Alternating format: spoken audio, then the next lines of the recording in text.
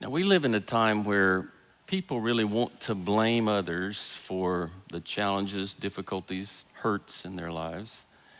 And oftentimes we excuse our actions because we say, well, it's somebody else's fault. Somebody else caused this situation.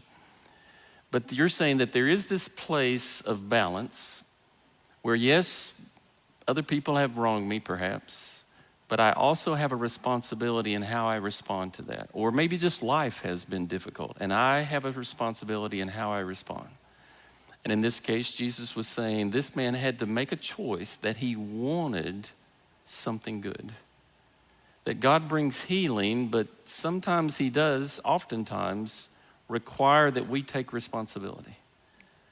I do think there are too many people who they go through some season of brokenness in this world, and their brokenness becomes their identity. And they almost use it as an excuse sometimes to manipulate other people. But God wants to do something different in the midst of that. Yes, definitely. I believe that God has given us, the word responsibility, you can break it up in two parts: response, ability. So we have an ability to respond, not just in one predictable way, like being bitter or being angry or remaining broken. We have choices in how to respond to different kinds of brokenness. And we see that, people who stand up out of indescribable devastation. And when you ask them why, they said, well, I decided. And then comes some kind of an explanation. So there are decisions to be made. And the first and most important decision, I believe, is to forgive. Because, and forgiveness is not saying what you did is okay. Because if it were okay, Jesus wouldn't have to go to the cross for it. It is not okay.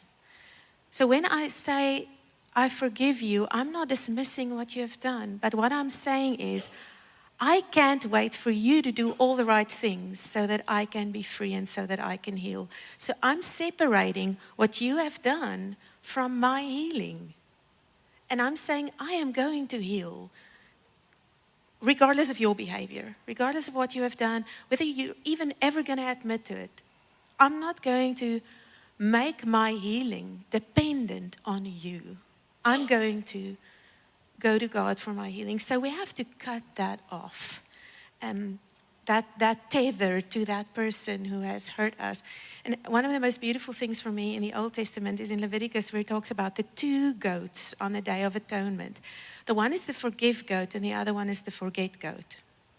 And the one was slaughtered and the other one was taken into the desert so that nobody could hear its bleating anymore. But I hear people saying, I will forgive, but I'm never going to forget. But when you say, I'm never going to forget, now we don't need to forget the facts of what happened, because there's therapy for that too. You're not supposed to block it out. That's not healthy. But you're supposed to be okay with the story dying. It shouldn't be the first thing you tell everybody who gets to know you. Oh yeah, just so you know, this awful thing happened to me. You shouldn't keep that bleeding goat. You should let it go into the desert and be silenced. So yes, you have a responsibility, even if you're completely innocent, to let that guilt goat take the sin on its head and be led out into the desert. And that's hard. I think for some people, when they think of forgiveness and the most difficult wounds that they've encountered, they see it as impossible. How could I ever forgive the man who walked out on me, or the person who caused the death of my child, or something like that? And in fact, I've known several people who've had children who were killed either in an automobile accident or murdered in a drive-by shooting, things like that. And how could you forgive that? Well, I do think there is a need to understand that my responsibility is my choice. That I choose, Lord, I'm going to forgive. I don't know how I can. I don't have the strength to. I don't have the capacity to, but I choose to forgive. Then what God does is meet us in that choice. That he gives us the strength, capacity to forgive what humanly is impossible to forgive. Now, most people here know that you've walked through that personally. Yes, and there is something I think for us to understand about forgiveness too, is it is not a transaction between me and the person who hurt me. It really is not. It's me looking at Christ and saying, all of that, I mean, I call it a designer death that he died. He died the kind of death that took care of every kind of pain and brokenness we could have. He was abandoned, he was betrayed, he was falsely accused, he was shamed, he was mocked. I mean, put any kind of brokenness you're experiencing now right next to the cross, and there will be some resonance there. So he had to go through all of these things. So when I'm not forgiving, I'm saying, Jesus, what you paid there for what was done to me, it's not quite enough. I'm going to need this person to bleed a little bit more, to top up your suffering to something that I can accept as fair payment. And that, and I mean this gently and with a lot of empathy, but that is an insult to the cross of Christ. That is saying, Jesus, you did not pay enough. So ultimately, when we forgive, we go to Christ and we say, I look at your suffering, and that's really what I want that person to go through, but my flesh doesn't get that.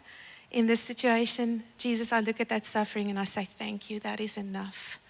That's more than enough for what was done to me and for what I have done to others. I accept that. That's what forgiveness is, to accept the payment Jesus gave on behalf of every sinner, me included.